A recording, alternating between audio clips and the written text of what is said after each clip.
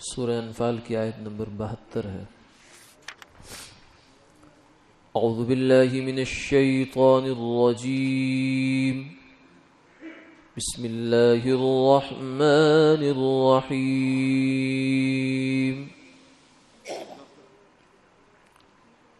ان الذين آمنوا وهاجروا وجاهدوا بأموالهم وأنفسهم في سبيل الله والذين آووا ونصروا أولئك بعضهم أولياء بعض والذين آمنوا ولم يهاجروا ما لكم من ولايتهم من شيء حتى يهاجروا وإن استنصروكم في الدين فعليكم النصر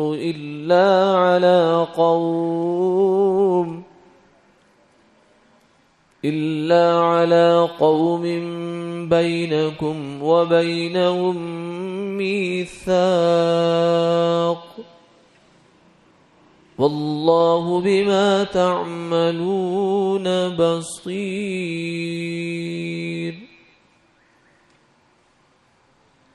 والذين كفروا بعضهم أولياء بعض إلا تفعلوه تكن فتنة في الأرض وفساد كبير صدق اللہ العظیم۔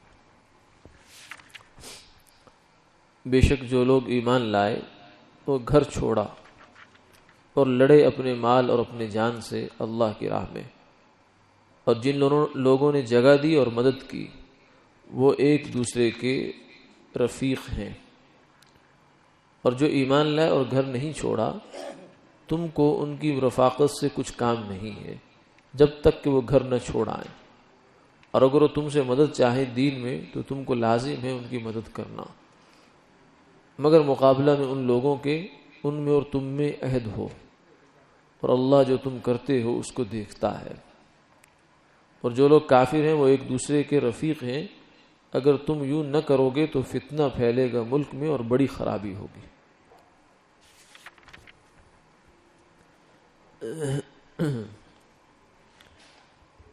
سورہ انفال کی یہ آخری آیات میں سے آیات ہیں جن میں ہجرت اور وراثت سے متعلق احکامات کا بیان ہے۔ مکہ مکرمہ میں 13 سال تک مصیبت اور آزمائش کی زندگی گزارنے کے بعد بہت سے مسلمان مدینہ منورہ ہجرت کر کے چلے گئے۔ جن لوگوں نے ہجرت کی ان کو مہاجر کہا جاتا ہے،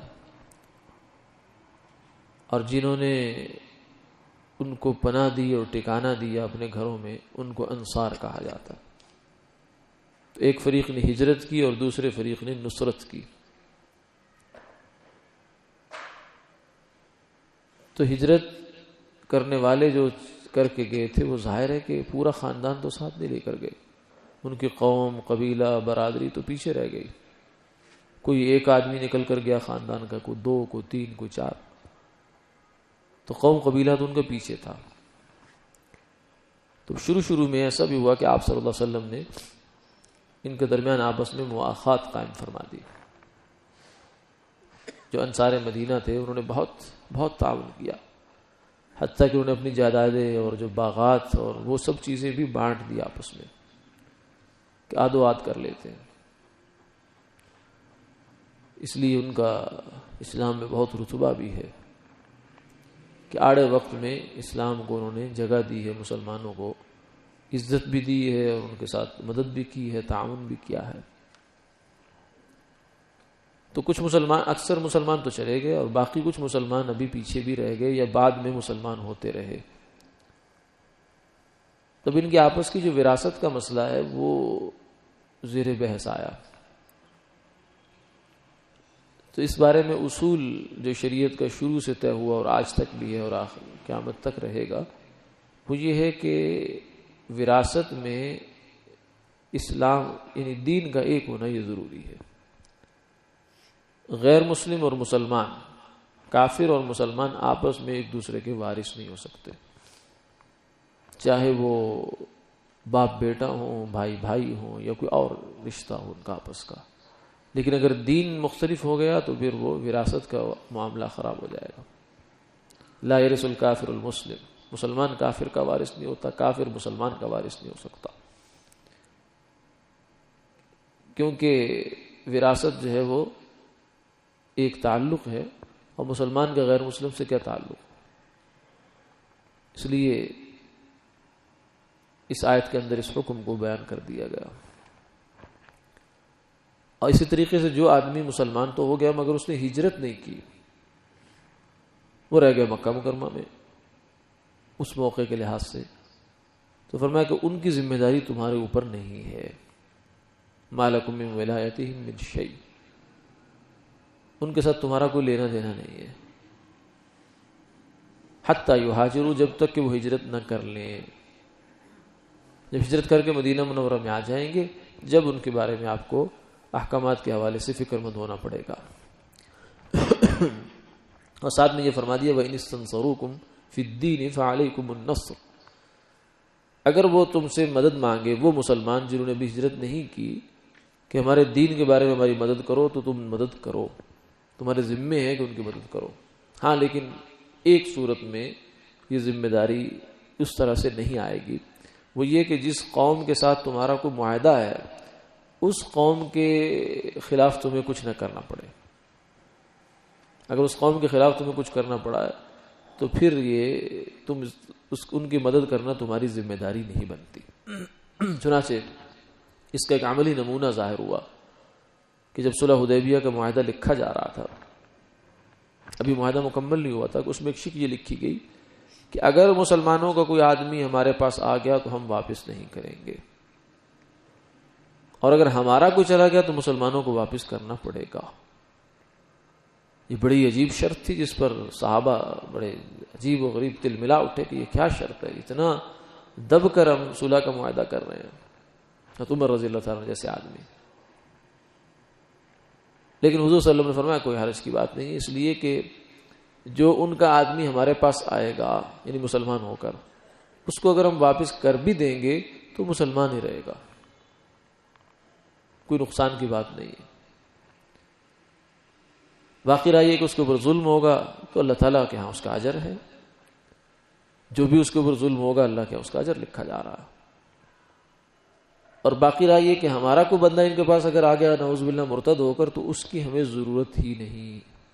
ہم نے کیا کرنا اس کو؟ ہمیں تو وہ چاہیے کہ جو کوئلوں پر دہکتے کوئلوں پر لیٹ کر بھی احد احد کہے، اس لیے ہمیں وہ اس کی ضرورت نہیں ہے.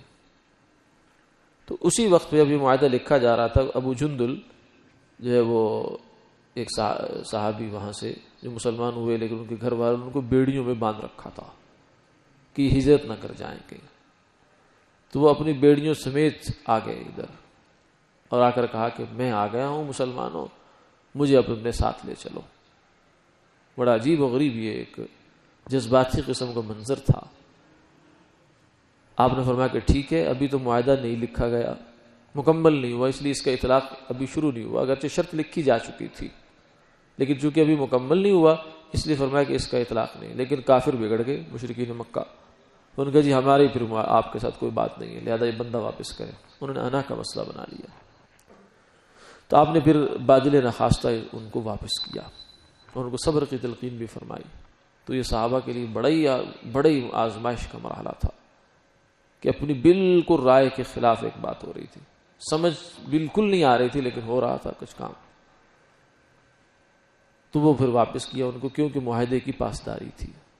بہرحال چاہے ظاہراً وہ معاہدہ مکمل نہیں بھی ہوا حقیقت میں، لیکن ظاہراً تو ایک درجے میں معاہدہ ہو گیا تھا آپ صلی اللہ علیہ وسلم نے اس کو بھی نبھایا ہے۔ اور یہ اصل تعلیمات ہیں اسلام کی کہ حقیقی معنوں میں مسلمان ہی ہیں جو صحیح مسلمان جو ان وعدوں کی اور معاہدوں کی پاسداری کرتا، ورنہ غیر اقوام جو ہیں وہ تو کہتے ہیں کہ جو ہے نا جنگ میں سب کچھ جائز ہوتا ہے، جو مرضی معاہدہ توڑ دو، رات گئی بات گئی، اور کچھ بھی بہانہ بنا لو کہ فلاں نے ایسا کیا جی ہم نے اس لیے ایسا کر دیا، فلاں نے ہمارے اوپر حملہ کیا ہم نے اس لیے یہ کر دیا یہ کر دیا۔ تو بہانہ بنانے کو تو کچھ بھی ہو سکتا ہے، بددیانتی کی تو کوئی حدود نہیں ہوتی، لیکن آپ صلی اللہ علیہ وسلم نے دنیا کو یہ مثال دی ہے کہ ہم نے ایک معاہدے کی ظاہر پر بھی اتنا عمل کیا ہے۔ تو یہ اسی ان آیات کے اندر اس کا تذکرہ تھا، وَإِنِ اسْتَنْصَرُوكُمْ فِي الدِّينِ فَعَلَيْكُمُ النَّصْرُ، اگر وہ تمہارے سے مدد مانگیں تو تم جتنی مدد بن پڑے کرو ان کی، إِلَّا عَلَىٰ قَوْمٍ بَيْنَكُمْ وَبَيْنَهُم مِّيثَاقٌ، ہاں اگر ایسی قوم ہے کہ جس کے درمیان تمہارے درمیان ایک معاہدہ چل رہا ہے تو پھر وہاں تم پابند نہیں ہو، وہاں تم مجبور ہو، واللہ بما تعملون بصیر، اور اللہ تعالیٰ کو خوب خبر ہے کہ کون کیا کر رہا ہے۔ اگلی آیت میں فرمایا والذین کفروا بعضهم اولیاء بعض، کہ وراثت کے احکامات چونکہ چل رہے ہیں تو کافر کا وارث ہو سکتا ہے، چاہے کوئی بھی صورت ہو کافر اس کا وارث ہو سکتا ہے۔ فرمایا کہ یہ جو تمہیں احکامات دیے جا رہے ہیں ان پر عمل کرو، اس لیے دیے گئے عمل کرو، عمل کرو گے اس میں تمہارا فائدہ ہے، انسانیت کا فائدہ ہے، اس جہان کا فائدہ ہے، اور اگر تم ان پر عمل نہیں کرو گے تکن فتنۃ فی الارض، تو زمین میں فتنہ پھیل جائے گا، بہت گڑبڑ ہو جائے گی، وفساد کبیر، اور بہت بڑی خرابی پیدا ہوگی۔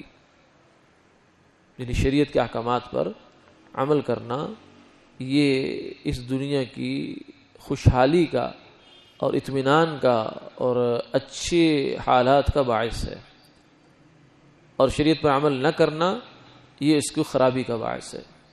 اسے فرمایا اقامت حد من حدود اللہ فی ارض من اراضی اللہ خیر من مطر 40 لیلہ، کسی ایک زمین میں، کسی ایک ملک میں، کسی ایک خطے میں اگر اللہ کی حدود میں سے ایک حد کا نفاذ کر دیا جائے، چور کا ہاتھ کاٹ دیا جائے، زانی کو کوڑے لگائے جائیں یا رجم کر دیا جائے، قاتل کو قصاصاً قتل کیا جائے، تو ایسا نہیں ہو سکتا کہ اس معاشرے میں پھر امن نہ آئے۔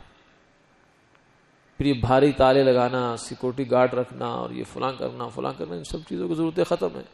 پورے شہر میں جو ہے وہ کیمرے لگ رہے ہیں کسی لیے کرائم کو روکنے کے لیے، فلاں چیز کو روکنے کے لیے، سب ڈھونگ ہیں۔